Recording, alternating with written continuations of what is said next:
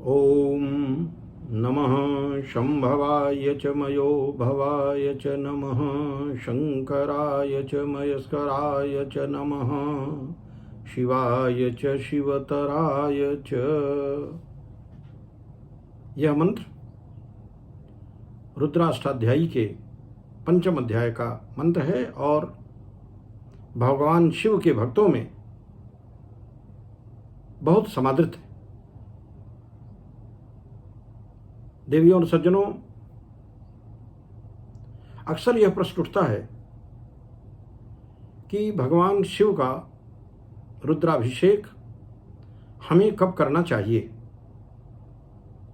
इस संबंध में मैं आज आपको शिववास के बारे में विस्तार से चर्चा करूंगा। आप सभी जानते हैं कि देवशयनी एकादशी के दिन से लेकर के देवोत्थान एकादशी तक भगवान विष्णु अपना चार्ज भगवान शंकर को, भगवान शिव को दे करके और वो शयन में चले जाते हैं। उसी बीच में आषाढ़ शुक्ल पक्ष जब देवशयनी एकादशी होती है, उसके बाद फिर श्रावण मास में भगवान शिव के भक्त कांवरिया लेकर जाते हैं, जल लेकर जाते हैं, भगवान शिव को चढ़ाते हैं। आशुतोष भगवान की प्रसन्नता के लिए लोग सब प्रकार की पूजा अर्चना करना चाहते हैं। सोमवार को लोग व्रत रहते हैं, देवालयों में जाकर के रुद्राभिषेक करते हैं, भगवान की विविध प्रकार से पूजा करते हैं। भगवान शिव, जैसा कि आप सभी जानते हैं कि वे सत्य भी हैं, शिव भी हैं और सुंदर भी हैं। और भगवान शिव ही एक ऐसे भगवान हैं जिनके बारे में कहा जाता है कि भावी हूं मेट सकहीं त्रिपुरारी। अर्थात जो होने वाला है, जो भावी है, उसे केवल भगवान शिव समाप्त कर सकते हैं, परिवर्तित कर सकते हैं, परिवर्तित कर सकते हैं। यह भगवान की ताकत है। और आशुतोष तो इस प्रकार हैं कि आपने उनको प्रसन्नतापूर्वक, श्रद्धापूर्वक जल चढ़ा दिया तो उसी में प्रसन्न है। पूजा हमारी दो तरह की होती है, सकाम पूजा, निष्काम पूजा।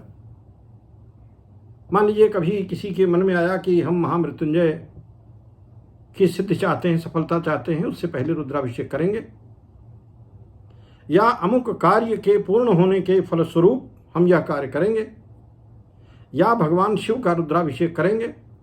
तो ऐसी स्थिति में यह देखा जाता है कि भगवान शंकर का वास कहाँ है। भगवान शिव कभी कैलाश पर्वत पर रहते हैं, कभी माँ गौरी के साथ रहते हैं, कभी वृषभ पर सवार हैं, कभी सभा में हैं, कभी स्मशान घाट चले गए, कभी भोजन कर रहे हैं, कभी क्रीड़ा कर रहे हैं। तो भगवान की जब हम पूजा करें, उनका रुद्राभिषेक करें, तो ऐसी स्थिति में भगवान शिव की उपलब्धता एक अच्छे वातावरण में पृथ्वी पर रहे। तो ऐसी हमारी मान्यता है कि हम शिववास का विचार करते हैं। तो जब हम सकाम पूजा करते हैं, किसी उद्देश्य के अधीन रहकर पूजा करते हैं, तो ऐसे में शिववास का विचार किया जाता है। किंतु सोमवार को प्रदोष के दिन, शिवरात्रि में 12 ज्योतिर्लिंग जो हैं उनके स्थानों में हम भगवान शिव का रुद्राभिषेक करते समय इस बात का विवेक नहीं करते, इस बात का विचार नहीं करते कि भगवान शंकर का आज वास कहाँ है। क्योंकि वह तो घट घट व्यापी हैं, किंतु इसके बावजूद भी नारद जी ने भगवान शंकर के बारे में ये बताया कि भगवान शिव किस दिन रहते हैं, और ऐसा उन्होंने भगवान विष्णु के कहने पर जन कल्याण के लिए, ऐसा उन्होंने बताया।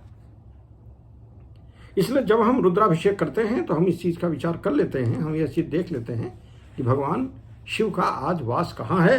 और ये हमारे जो शिव भक्त हैं वह जब भी कोई रुद्राभिषेक आज करते हैं तो शिववास का विचार करके ही करते हैं। जब हम पार्थिव पूजन करते हैं तो वहाँ शिववास का विशेष रूप से हम विचार करते हैं। लेकिन देवालयों में जहाँ हम नित्य पूजा करते हैं वहाँ शिववास का विचार करना उतना प्रासंगिक है नहीं। लेकिन फिर भी हम लोग शिववास का विचार करके, और जब भगवान शिव की उपलब्धता सुगमता से रहती है, अच्छे माहौल में रहती है, तब हम रुद्राभिषेक करना चाहते हैं। तो आज हम देवियों और सज्जनों रुद्राभिषेक के बारे में आपसे अभी चर्चा करने जा रहे हैं। जैसा कि हमने बताया कि भगवान शिव की उपलब्धता के बारे में, भगवान शिववास के बारे में ये कहा जाता है कि कैसे शिववास पता करेंगे। तो इसका मोटा सिद्धांत ये है कि तिथि में 2 से गुणा करके और उसमें 5 जोड़ देते हैं।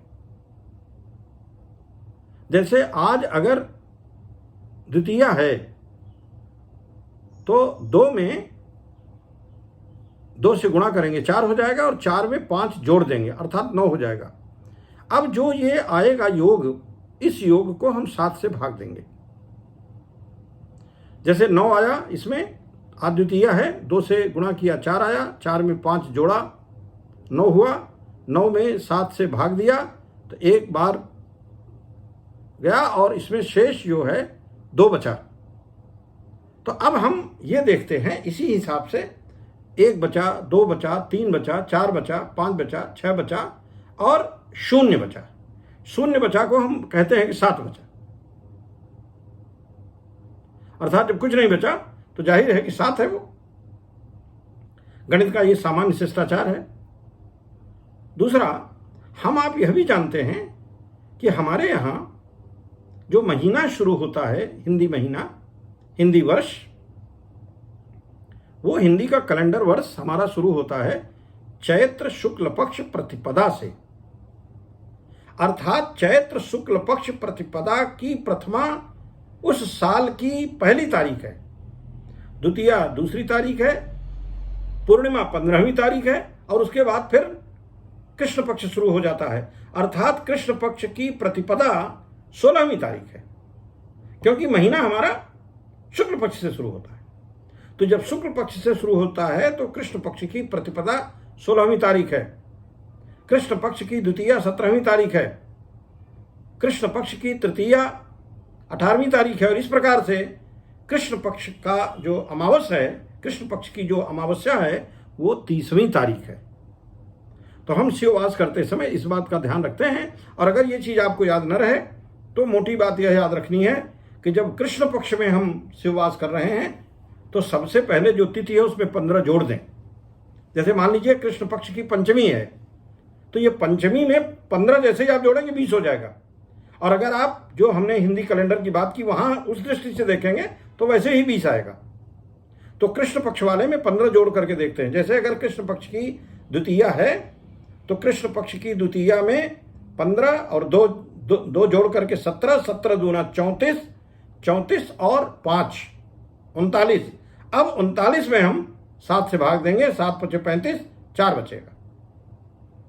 यह कैलकुलेशन का नियम है। तो इसके लिए एक बड़ा ही जो संस्कृत में फार्मूला प्रचलित है वो है कि तिथिम च दुगुणी कृत्वा पुनः 5 समन्वितम मुनिरस्तु हरेर भागम शेषम च शिववासनम। अर्थात तिथिम च दुगुणी कृत्वा, तिथि को दूना करके, पुनः 5 समन्वितम, पुनः 5 उसमें जोड़ देते हैं। मुनिभिस्तु हरेर भागम, मुनिभिस्तु मतलब सप्तर्षियों की ओर संकेत है।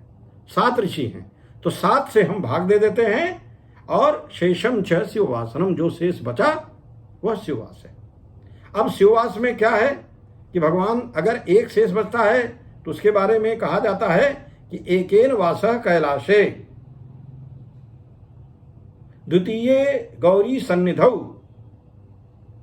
तृतीये विषभारूढ़ सभायां च चतुर्थकम् पंचमे भोजने चैव क्रीडायां च रसात्मके श्मशाने सप्तमे चैव स्योवासः प्रकीर्तितः। अर्थात एकेन वासः कैलासे, अगर एक बचता है तो हम ये मान के चलते हैं कि भगवान शिव कैलाश पर हैं। द्वितीय गौरी सन्निधौ, अगर दो शेष बचता है तो भगवान शिव मां पार्वती जी के साथ हैं। तृतीय वृषभारूढ़, अगर तीन बचता है तो यह माना जाता है कि भगवान शिव वृषभारूढ़ हैं, बैल पे बिल्कुल सज बज के बैठे हैं। और सभायाम जो चतुर्थ के, अगर चार शेष बचता है तो यह माना जाता है कि भगवान शिव अपनी सभा में हैं। और पंचमे भोजने चैव, अगर पांच बचता है तो भोजन कर रहे हैं। क्रीड़ायाम च रसात्मके, छह रस क्रीड़ा में है, अगर छह शेष होता है तो यह माना जाता है कि भगवान शिव क्रीड़ा में हैं, खेल रहे हैं। श्मशाने सप्तमे चैव, और अगर सात शेष बचता अर्थात शून्य शेष बचता है तो भगवान शिव श्मशान में हैं। इस प्रकार से शिववास का हम लोग विचार करते हैं। इस प्रकार से शिववास उदीरित। अब देखिए, अगर आप अपने कॉमन सेंस से, अपने सामान्य विवेक से भी विचार करें तो एकेन वासः कैलाशे, कैलाश पर बैठे हैं, आप आवाहन करेंगे रुद्राभिषेक के माध्यम से, भगवान शिव चले आएंगे। दूसरा, गौरी जी के साथ बैठे हैं, पार्वती जी के साथ, आप आवाहन करेंगे, उन्हें कोई दिक्कत नहीं होगी, चल देंगे, आ जाएंगे, आपके यहाँ विराजमान हो जाएंगे, आप स्थापित कर लीजिए, पूजा कर लीजिए। वृषभारूढ़ तो और अच्छा है, बिल्कुल वृषभ पर आरूढ़ ही हैं, आपने कहा और उन्होंने प्रस्थान किया, आकर के आपके स्थान पर विराजमान हो गए। और सभायाम च चतुर्थक, चौथे में सभा में बैठे हैं। तो अगर हम सभा में कोई बैठा हुआ है राजा, या जैसे आजकल किसी मीटिंग में है, सभा में है, किसी महत्वपूर्ण कार्य में है, अगर आप उन्हें बुलाना चाहेंगे तो उन्हें सुविधा होगी, इसलिए हम उसे ठीक नहीं मानते। अगर चार शेष बचता है तो हम कहते हैं रुद्राभिषेक ठीक नहीं, ये रुद्राभिषेक का उचित समय नहीं है। और इसी तरह से पंचमे भोजन चाहिए, अगर पांच शेष बचता है तो यह माना जाता है कि भगवान शिव भोजन कर रहे हैं, तो भोजन के समय में भी उन्हें पुकार करके अपने पास बुलाना रुद्राभिषेक के लिए कदापि उचित नहीं है। यानी अगर पांच शेष बचता है तो भी रुद्राभिषेक वर्जित है। और क्रीड़ायाम च रसात्मके, अगर सात शेष है, छह शेष है, तो फिर क्रीड़ा में खेल रहे हैं, आप उनके खेल में विघ्न डालेंगे अगर आप बुलाना चाह रहे हैं। श्मशाने सप्तमे चैव, और सातवें अर्थात जीरो अगर बचता है, 49 आ गया, 14 आ गया, 21 आ गया, 28 आ गया, तो आप भाग देंगे तो पूरा पूरा कट जाएगा, शून्य शेष बचेगा, अर्थात 7 शेष बचेगा। तो ऐसे में श्मशान घाट में है, वहां भी भगवान शिव को वहां से बुलाना किसी भी प्रकार से उचित नहीं रहता। अर्थात अगर एक बचता है, दो बचता है, तीन बचता है शेष, इन्हीं तीन में रुद्राभिषेक होता है। शेष 4, 5, 6, 7 पर रुद्राभिषेक नहीं होता है। लेकिन सोमवार के दिन, प्रदोष के दिन, ज्योतिर्लिंग के स्थानों पे, सामान्य पूजा में, और जो हम नित्य पूजा करते हैं उसमें हम कभी भी रुद्राभिषेक कर सकते हैं। लेकिन अगर हम सकाम पूजा कर रहे हैं, किसी उद्देश्य की पूर्ति के लिए कर रहे हैं, महामृत्युंजय का जप कराना है, या रुद्राभिषेक कराना है, या योगक्षेम के लिए रुद्राभिषेक करा रहे हैं, या खुशी के लिए करा रहे हैं, दूध से करा रहे हैं, रस से करा रहे हैं, तो जिस शहद से करा रहे हैं, तो जिस अभीष्ट फल की कामना के लिए आप रुद्राभिषेक कर रहे हैं, तो ये चूंकि सकाम पूजा है, इसलिए इसमें शिववास की जानकारी होना और भगवान शिव की उपलब्धता समुचित रूप से होना अच्छा माना जाता है। अब हमारे जो शास्त्रकार हैं उन्होंने ये भी बताया है कि जो शेष बचता है तदनुरूप क्या फल क्या है, उसका फल क्या है। कैलासे लभते सौख्यम, अर्थात अगर एक शेष है जिसमें वो कैलाश पर हैं और ऐसी स्थिति में आप भगवान शिव का रुद्राभिषेक करते हैं तो लभते सौख्यम। कैलाश पर्वत अगर भगवान हैं और आपने उन्हें बुला करके उनकी पूजा की, उनका रुद्राभिषेक किया, तो सौख्य की प्राप्ति होगी, सुख की प्राप्ति होगी, सर्वविध सुख की प्राप्ति होगी। और गौर्या च सुख संपदा, गौरी जी के साथ हैं अगर आप उन्हें बुलाएंगे तो सुख और संपदा दोनों की प्राप्ति होगी। कैलासे लभते सौख्यम गौरिया सह सुख संपदो और वृषभे भीष्ट सिद्धि स्यात्। अगर वृषभारूढ़ पर सवार हैं, वृषभ पर आरूढ़ हैं, वृषभारूढ़ हैं, आपने ऐसी स्थिति में उनको बुलाया तो भगवान को देर नहीं लगी, एड़ लगाए चल दिए, तो अभीष्ट सिद्धि से आपकी जो अभीष्ट, जो आपका अभीष्ट है उसको सिद्धि मिलेगी, अर्थात वह पूर्ण होगा। ये भाव सदैव मन में रखना चाहिए कि कैलासे लभते सौख्यम गौर्या सह सुख संपदौ वृषभे भीष्ट सिद्धि स्यात्। सभायाम तापकार को, सभा में होंगे तो तापकार को थोड़ा क्रोध आएगा, तो तापकार को वो अच्छा नहीं माना जाएगा। और भोजने च भवेत पीड़ाम, अगर भोजन में होंगे तो पीड़ा होगी, क्योंकि उनको पीड़ा होगी तो आगे फिर पीड़ा ही देंगे। तो हम सुख की प्राप्ति के लिए रुद्राभिषेक करते हैं, पीड़ा प्राप्त करने के लिए नहीं करते, इसलिए यह वर्जित है। और क्रीड़ायाम कष्ट में उच्च, और अगर वो क्रीड़ा में है, क्रीड़ा अगर कर रहे हैं, अर्थात 6 शेष बचता है, क्रीड़ा का 6 से संबंध अगर 6 शेष बचता है कि क्रीड़ा में है भगवान, तो वहां से अगर आप बुलाएंगे तो उन्हें कष्ट होगा। तो जिन्हें कष्ट होगा आने में, वो आपको क्या देंगे? सुख तो नहीं देंगे, कष्ट ही होगा। और श्मशाने मरणम गेयम फलमेवं विचारयेत, श्मशान में तो श्मशान वैसे ही मोक्ष भावनाओं का मुक्त केंद्र है, मोक्ष की प्राप्ति का ज्ञान यह संसार अर्थहीन है, भावहीन है, रसहीन है, इसका ज्ञान श्मशान पर ही होता है। तो भगवान शिव अगर श्मशान पर हैं, जहां मरने के बाद लोग जाते हैं, और ऐसी स्थिति में अगर आपने रुद्राभिषेक किया जब भगवान शिव श्मशान पे हैं, तो ऐसा कहा जाता है कि फिर उस श्मशान में जाने की तैयारी ही कराते हैं। समग्र रूप से मैं आपको बताना चाहूंगा कि मैं फिर इसको एक बार से आपके पुनर्संज्ञान के लिए बताना चाहूंगा कि शुक्ल पक्ष की अगर तिथियां हैं तो उनमें 2 का गुणा करें, 5 जोड़ दें, 7 से भाग दे दें। कृष्ण पक्ष की तिथियां हैं तो 15 और जोड़ना पड़ेगा तिथि में, क्योंकि शुक्ल पक्ष के बाद कृष्ण पक्ष की तिथियां हमारे हिंदी कैलेंडर में आती हैं। ज्यादातर लोग कृष्ण पक्ष शुक्ल पक्ष देखते हैं, लेकिन अगर आप ध्यान दें तो हमारा हिंदी का महीना शुरू होता है चैत्र शुक्ल पक्ष प्रतिपदा को। तो जैसे ही अंग्रेजी महीने में 1 जनवरी अंग्रेजी महीने के कैलेंडर, अंग्रेजी कैलेंडर का, ग्रेगोरियन कैलेंडर का पहला दिन है, वैसे ही हमारे हिंदू कैलेंडर में पहला दिन है चैत्र मास शुक्ल पक्ष की प्रतिपदा। तो अगर कृष्ण पक्ष की प्रतिपदा लेंगे तो 16वां हो ही जाएगा, अर्थात 15 + 1। तो कृष्ण पक्ष में 15 जोड़ करके, तब दूना करके, तब 5 जोड़ करके और 7 से भाग देंगे। और अगर 1 बचता है तो शुभ है, 2 बचता है तो शुभ है, 3 बचता है तो शुभ है, शेष शुभ नहीं माना जाता।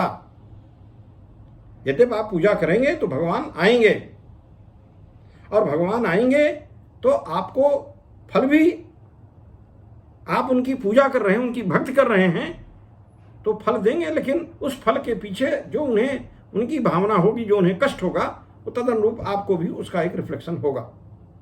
तो एकेन वासः कैलासे, एक पर कैलाश पे बैठे हैं और कैलासे लभते सौख्यम, कैलाश पे हैं, वहां से चलेंगे तो आपको सौख्य प्रदान कर देंगे। और द्वितीय गौरी सन्निधौ, और जब द्वितीय गौरी सन्निधौ है, माँ गौरी जी के साथ हैं, तो गौरिया सह सुख संपदा, गौरी के साथ हैं तो आते ही सुख संपदा आपको सब प्राप्त करेंगे, सब प्रदान करेंगे। और तृतीय वृषभारूढ़, तीसरे पर बिल्कुल रेडी ही बैठे हैं। तो जब तीसरे पर रेडी वैसे हैं तो वृषभे अभीष्ट सिद्धिम स्यात्, आएंगे तो आपकी अभीष्ट की पूर्ति करेंगे, सिद्धि प्रदान करेंगे, आपकी मनोकामना पूरी करेंगे। और चौथे में भगवान सभा में है, सभायाम च चतुर्थकम, तो जब सभायाम चतुर्थकम है तो फिर सभायाम तापकारक, सभा से उठेंगे तो थोड़ा ताप रहेगा, क्रोध रहेगा, तो तदनुरूप वैसा परिणाम भी देंगे। और पंचमे भोजने चाहिए, 5 में भोजन कर रहे हैं और आपने बुला लिया तो भोजने च भवेत पीड़ाम, जब भोजन से आएंगे तो उनको पीड़ा होगी, भोजन छोड़ करके आएंगे आपके यहां। और फिर उधर क्रीड़ायाम च रसात्मक है, 6 शेष बचता है तो क्रीड़ा में है, और जब क्रीड़ा से छोड़कर आएंगे तो उन्हें कष्ट होगा, तो क्रीड़ायाम कष्ट में उच्च।